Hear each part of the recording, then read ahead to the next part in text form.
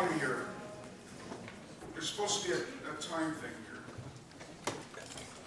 I'm on a time budget, and I can't say hello inside a half an hour. And they gave me, you know what they said? Once you got the stage and the mic, you take as much time as you need. You know, I got into the UK, and I'm out looking for a taxi, and a big guy came up to me. He was from Texas. I mean, you couldn't tell. I mean, we're in the Texas somewhere.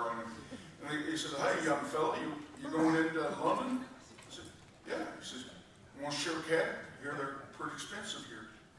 "Yeah, sure. So we get in the cab and we drive." As soon as we're getting into the city limits, the cabbie starts working for his tip, right?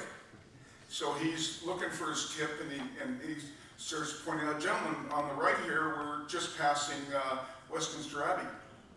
Westminster Abbey is a foundation of the UK.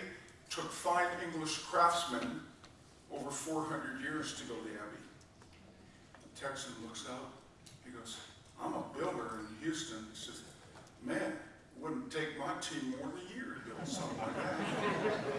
See the look in the cabbie's eyes. Gentlemen, right up here is Big Ben. Took 5 English craftsmen over 40 years to build the Big Ben. Probably the most prominent site in the UK. So he goes, 40 years? He goes, "My team had that thing up in a month." Silence. We turn the corner and we're driving right there, you know, straight at Buckingham Palace. Cabbie says nothing. Texan looks up and goes, "Hey, young fellow, what's that there?" Cabbie turns and goes, "Beats me, mate. Wasn't there yesterday."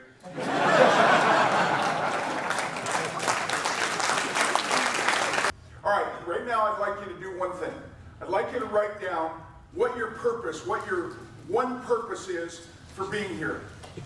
The important thing is coming to a seminar like this is you leave with something that you can utilize right away.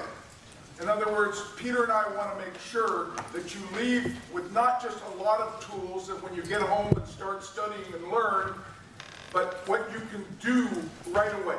So what is your real purpose for being here? It's your private purpose, but I want to challenge you to make sure you get it done.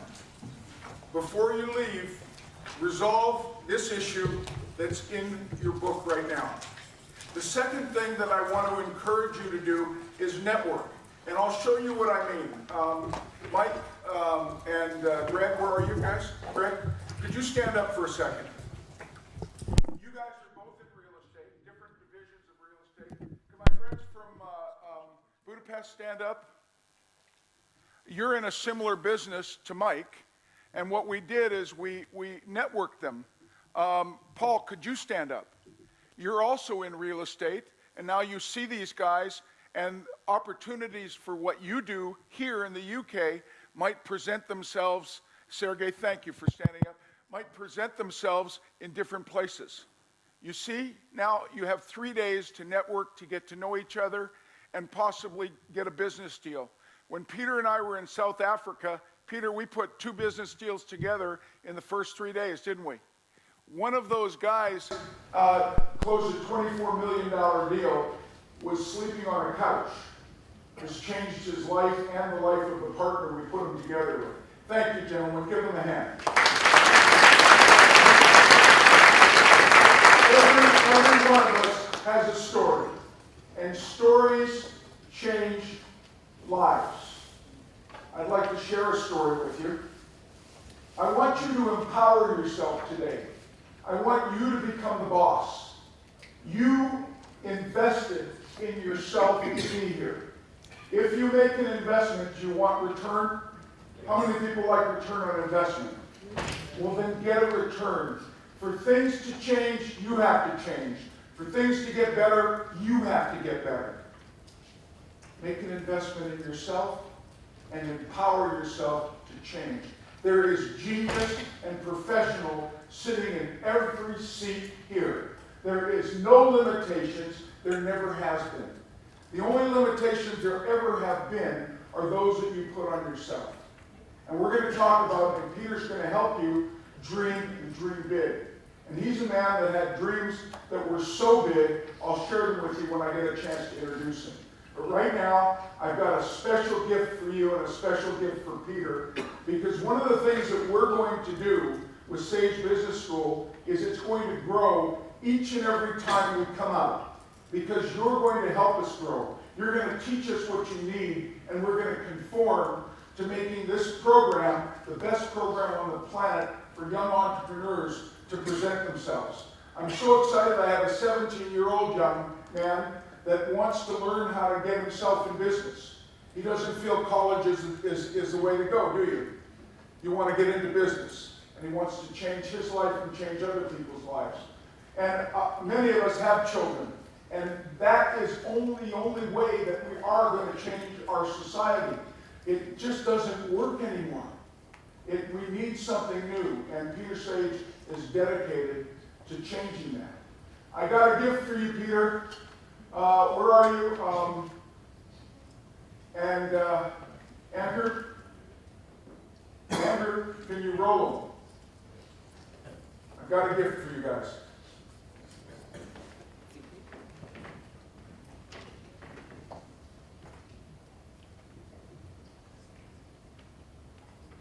So much for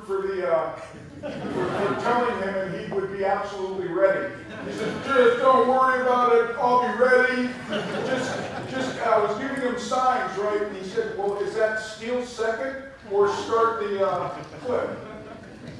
Have we got it now? All right. See?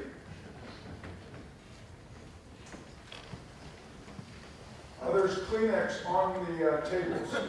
You're going to need it for this.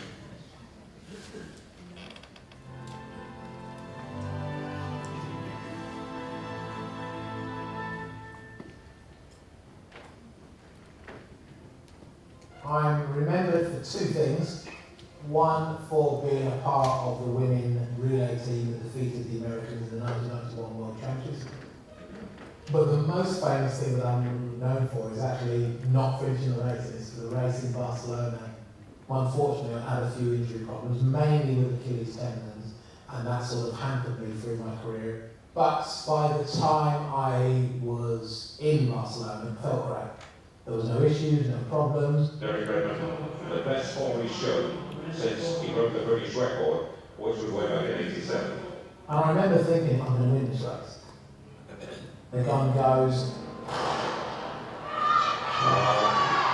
and I had a really good start. I was flowing down the back straight, and as I describe it, I hear a funny pop. And 2 or 3 strides later is then when I felt it, and I felt the sort of the rip of the hamstring. Redmond is broken down. He's on the track, nearly down, and Derek Redmond, on his injury problem, the jinx has struck again. And I just remember having my hand on the back of the leg and just sort of collapsing to the floor in pain. Then I remembered where I was, and it was just like, you're in the Olympic semi-final. And that's pretty much what made me get up and start to run or hobble. And I just thought, you know what, I'm going to finish this race. It might be the last race I ever run, so I'm going to finish it. Not for anybody else, I'm going to finish it for me. And I was just about to start into the home straight when I could sense this person on my left-hand side. And then I heard a very familiar voice shout out, "Derek, it's me."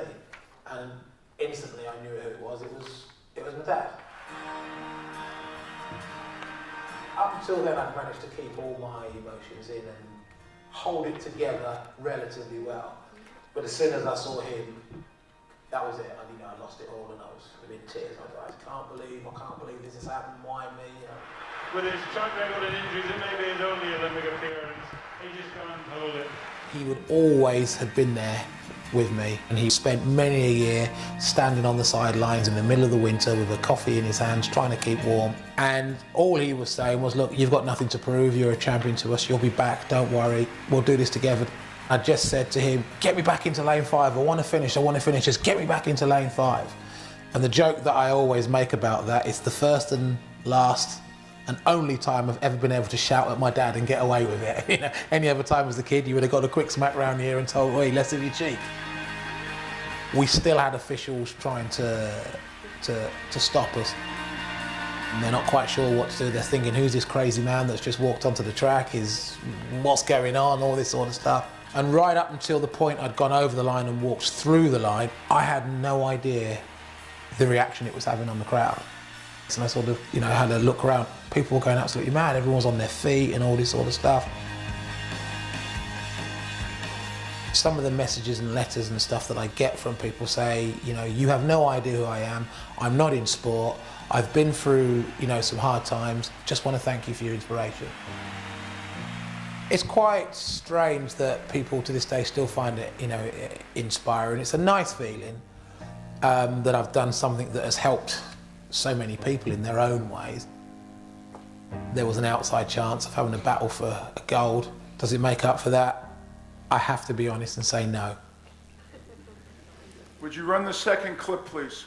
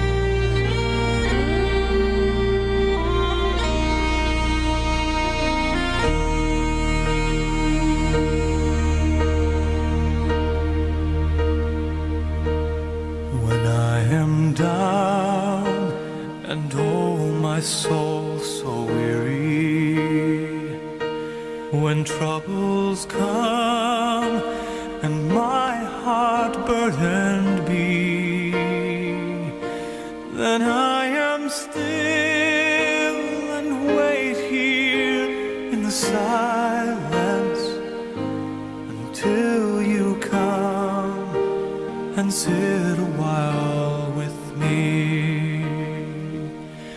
You raise me up so I can stand on mountains. You raise me up to walk on stormy seas. I am strong when I am on your shoulders. You raise me up to more than I can be.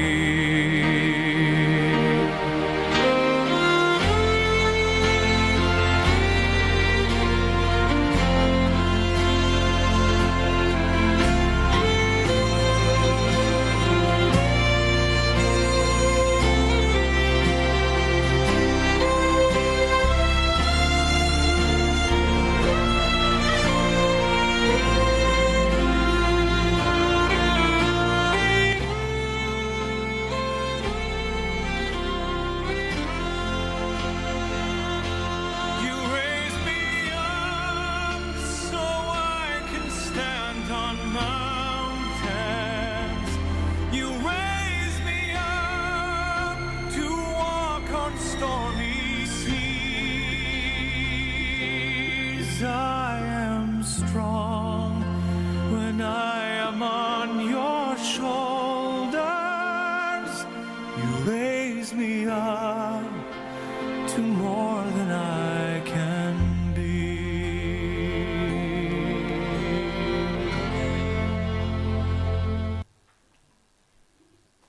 Ladies and gentlemen,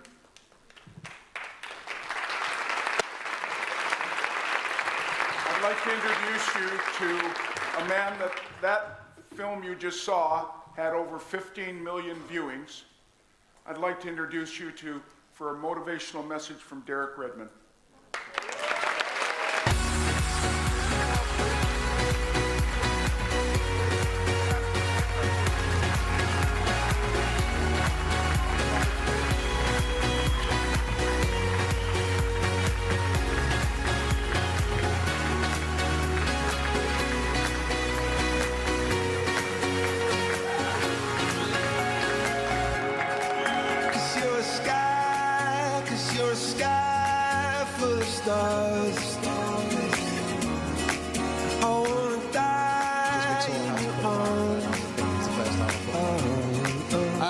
ladies and gentlemen, for that. Thanks for for sharing my secret, Errol.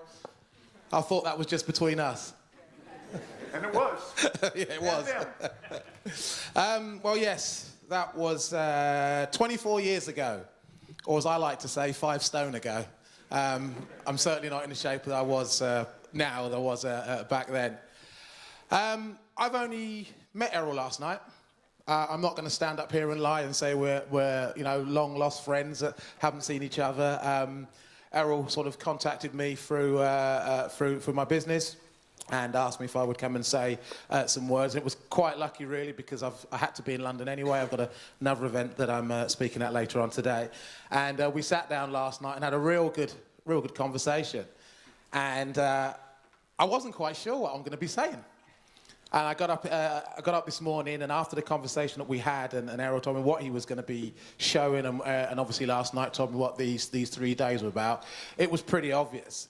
Now, that happened, as I say, 25 years ago, and for the last 20 years, I've actually been travelling the world, sort of spreading my word, if you like, spreading my message. And one of the things that I have been doing for the last 20 years, and what I do now, is talk about how not only that incident, but incidents and things happened in my life in the world of sports, how actually that can relate to people's lives, everyday life in the world of business. And I have a couple of sayings, and I shared these with Errol last night. The first one is sport is a business and business is a sport. I don't think there's a difference between the two. I think in sport, obviously, you've got to train for activity, you have opposition, all these sort of things. Business is exactly the same. There's no difference. Sport is a business and business is a sport. And the second saying that I have is that the mindset of a successful business person is actually no different to the mindset of a successful sports person.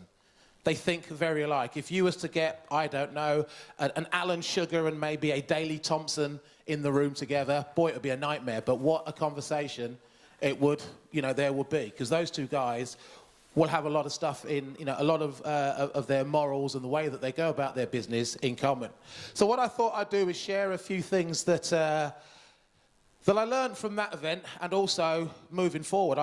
For me, it's important to share what happened after that, because most people think that was the end of my sporting career, and in one respect, it was pretty much the beginning.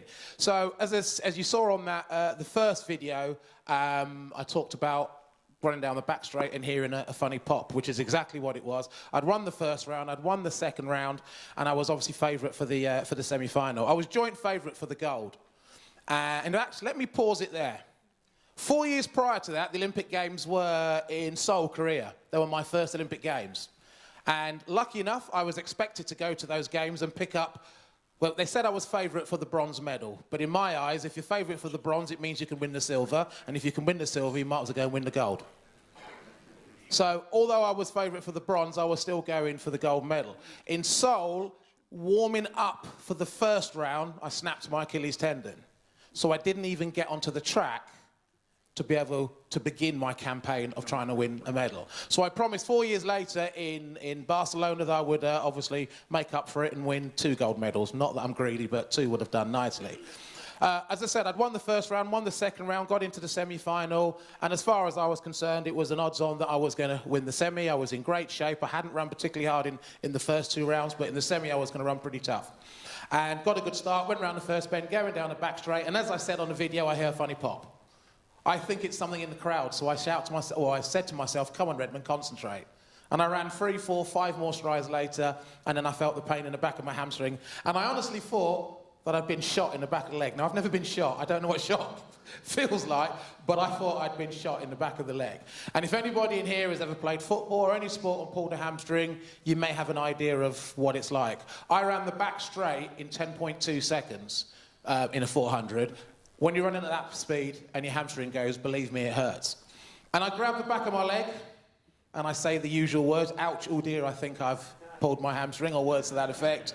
And I hit the floor like a sack of spuds. And I'm lying around and I'm sort of moaning out, ouch, oh dear, and I've done all this sort of stuff. And then, as I said in the video, I remembered where I was. Now, there's a couple of questions that gets asked, that people always ask me about the video. What made you get up?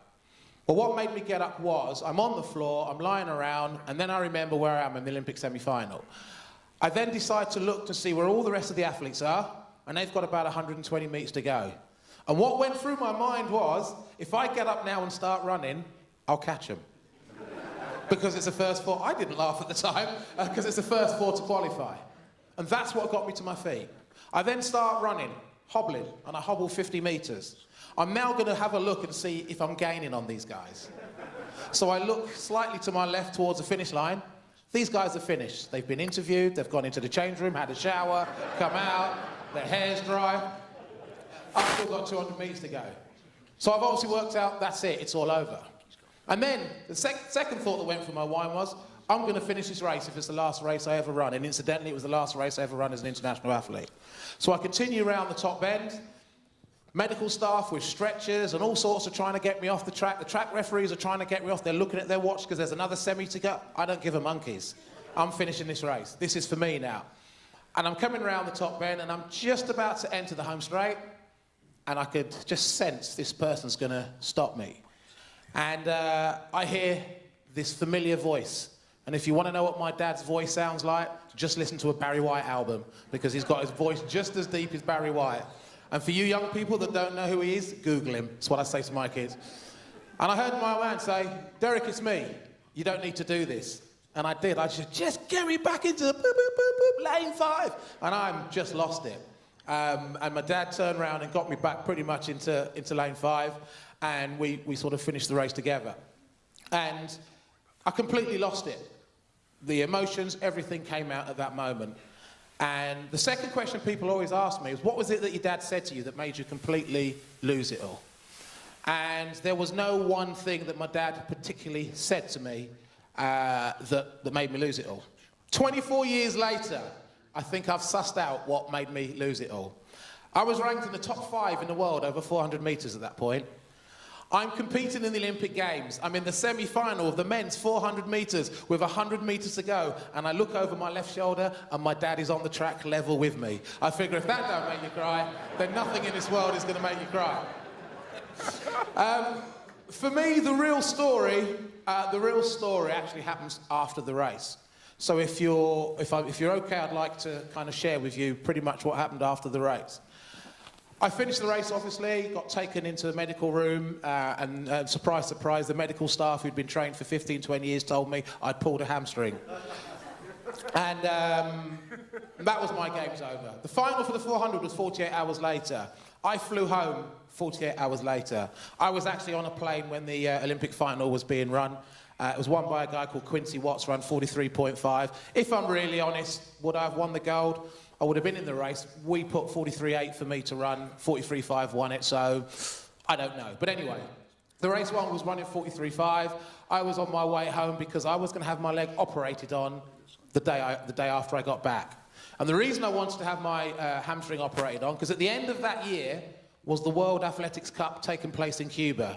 And my aim was to get back in training, get back in shape, make the British team, go to Cuba, kick everybody's butt and prove to everybody that I could have been Olympic champion. So I had the operation. Because I got up and continued running after pulling my hamstring, I'd actually ripped the hamstring away from the bone and they had to sort of reattach it. So partly my own fault. Anyway, had the operation. I was told to rest for a little while, got back into training slowly, which I did. 3 or 4 days back into training, popped the hamstring, went again. So back into hospital, have it operated on. That's the season out of the way. Season's done. I'm not going to make it for the World Cup. But we've got 1993 coming up. So I'll go back into hospital, have another operation, take a bit longer rest this time, slowly work my way back into training. A few weeks back into training, pop, the hamstring goes again. So I go back to the hospital, 7 times this happened in 18 months. So we're now in 1994. And I get a phone call from the surgeon who's operated on me 7 times. And he says, will you come and see me? So I said, of course I will. So my dad, my coach, and he went, and I went to meet him in London. And we went into his lovely offices, and he's there in his tweed suit, half-moon glasses, sitting behind this big old oak desk. And we walk in and we sit down, and he starts getting out all these x-rays and starts bumbling along. I've just gone in a daze. I'm not really listening to him. And at the end of it, he says, any questions? And I sort of said, yeah, what did you say? What's the bottom line? And he says, young man, your hamstring's buggered. Your athletics career is over. You're never going to compete for your country again, so go and get yourself a real job. And I thought, a real job? Me? No, I didn't. I thought, I can't believe this. Just hearing all these things, it just kind of started to sink in. So we said thank you, all that sort of stuff, and we left. And I'm in the car on the way back, and I'm sitting in the back, my dad's driving, and my coach is in the passenger seat. And my dad said to me, "You all right?" I said, "Yeah," and I was in a bit of a daze. And you know what? Him telling me my hamstring was never going to be the same again was no surprise. Him telling me that my athletics career was over, do you know what? No surprise. Him telling me that I'd never compete for my country again pissed me off. Excuse my French. But that really did piss me off. And I came home and I stewed. And if you don't know what that means, if you've never made a stew and watched it bubble away, that's what I was doing inside. I didn't know what I was going to do for the rest of my life. So, 1994 athletic season, the last place I wanted to be was either in Europe or in the Commonwealth, because the Commonwealth Games were taking place and so were the European Championships. I went to school in the States, I went to UCLA. I can't believe Errol actually went to USC, so he's a Trojan and I'm a Bruin, as he put it. What did he call himself? A condom, that was it. He called himself that, not me. And I decided, for that summer, I'm going to go back to the States, hang out with some friends, because I didn't want to be in Europe or the Commonwealth and have salt rubbed in my wounds while the Commonwealth Games and the European Championships were going on, especially when they were going to be run in slower times that I could run. That wasn't really what I wanted to do. So I went to the States, and all I did was keep myself in really good shape, just general fitness. I couldn't run to the speeds that I wanted, but I spent every day, 4 or 5 hours a day, doing some sort of training. The one sport that I played a lot of, which I really enjoyed, was basketball.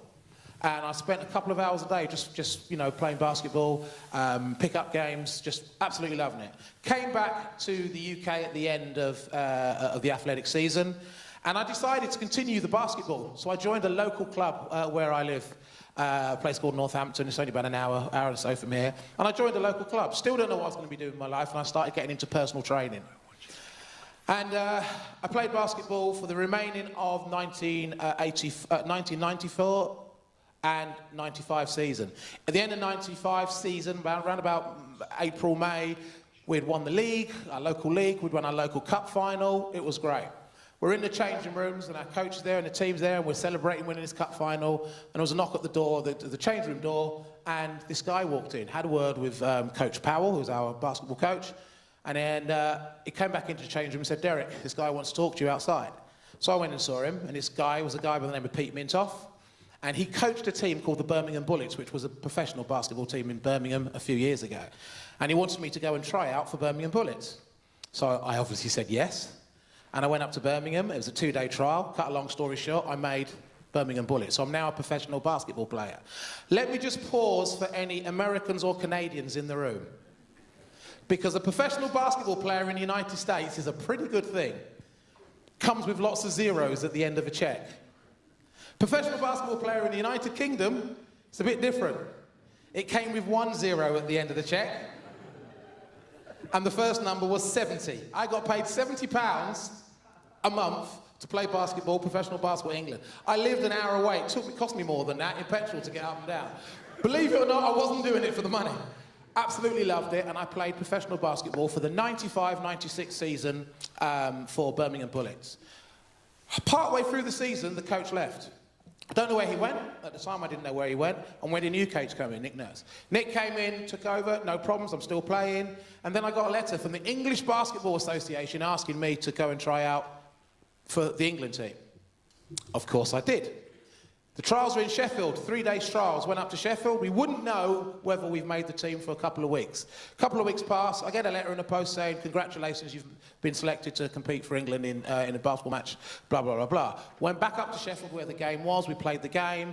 England won. I didn't get on till the second half. We were 63 points up before the coach let me on, so it was pretty safe we were going to win, even with me on the court. Running up and down like a madman, a couple of passes, a couple of shots, even managed to get a dunk in the game. Happy days. At the end of the game, there's the usual ticker tape, all that sort of stuff falling down, photographs, and goodness knows what. And I recognised one of the guys taking the picture, photographers. I couldn't think of the word. I recognised one of the photographers, and he said, "Derek." I said, "Dave, how are you doing?" And we had he goes, "I thought that was you." I said, "I'm sure. Can't be Derek Redmond. Can't be you. Athletes." I had a long, quick story, and I said to him, "Can you do me a favour? can you send me some photos of me playing basketball so I can stick it in a frame? It's not like nowadays where they're all on phones and everything, you know. Remember the days of the brown envelopes with do not bend, photos enclosed on it. So my kids don't understand that at all. So some photos turned up a couple of weeks later. I opened them up, like most sportsmen do, find the best one, stick it in a frame, bang, bang, bang with a nail above my desk in my office, and I hung this picture up. It was up there for about 20 seconds, and I went, nah. This is going to someone really special in my life. And I took it out the frame and I decided to dedicate it to someone who I felt was well deserved of this photo. So I took it out the frame, got myself a marker, and I wrote, to Dr. Cobb, thank you for your confidence, signed Derek Redmond, international athlete and international basketball player. And I sent it to the same surgeon who told me 2 years prior that I'd never compete for my country again. It didn't end there. 2 days after receiving a letter from him saying, oh yes, I knew that would spur you on, yeah, whatever. I decided to quit basketball. And for very good reason. And Errol said something earlier on about having dreams and dreaming big.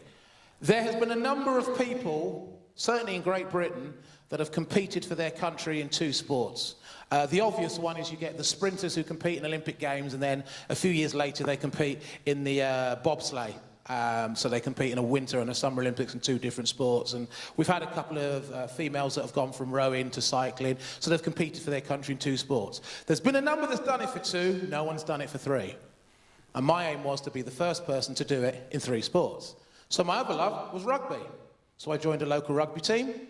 I went from a local team to playing professional rugby, and I went from playing professional rugby to being selected to try out for England in the England Rugby Sevens.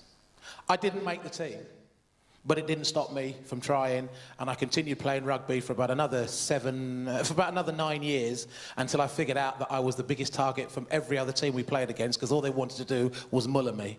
And but you know what? It was good fun running rings around them.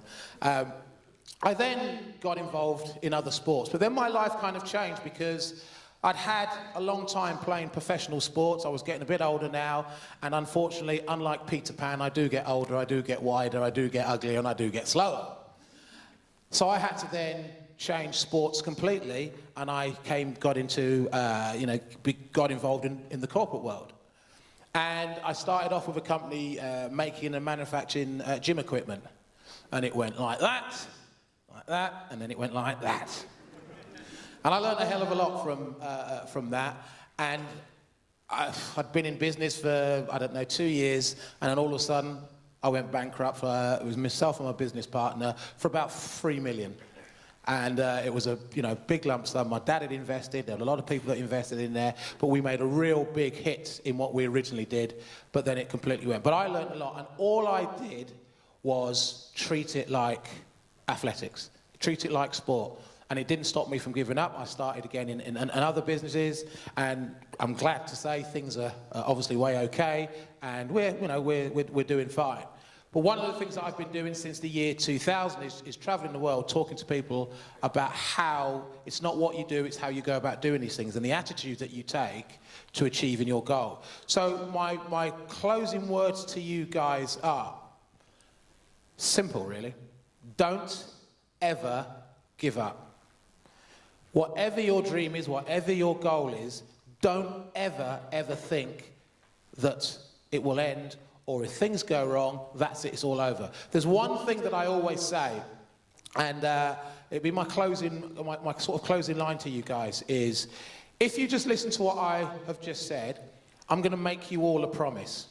And that promise is you will never have a problem in your personal or business lives ever again. That's quite a big thing to say. But you will never ever have a problem again in your life if you do just one thing. And that one thing is don't treat these things like a problem. Treat these things like a challenge. I don't have any problems in my life. After that race in 1992, I don't have a single problem. I have challenges. Heck, I'm married with 3 daughters, all teenage daughters, and a 22-year-old son. Believe you me, I have challenges, but I don't have a problem. And I think part of the issue in this world is, especially with young kids, is they give up way too easy because they think this is a problem I can't get right. It's not a problem, it's a challenge. You'll never compete for your country again. That was a challenge for me. Chance of competing for my country for the 3rd time. That was a challenge for me. I'm 51 years of age and I still play sport. I took up kickboxing in 2013, in June. By October 2013, I was national champion for my age category and weight. 2006, I learned to ride a motorbike. 2009, I became national champion, me and another 2 other teammates, in 6-hour endurance racing. If you want it bad enough, you will get it. And the old saying, when one door closes, 3 doors will open. You've just got to find those doors and have the guts to walk through it. That's it from me. I'm going to hand back to Errol. Errol, thank you very much for your...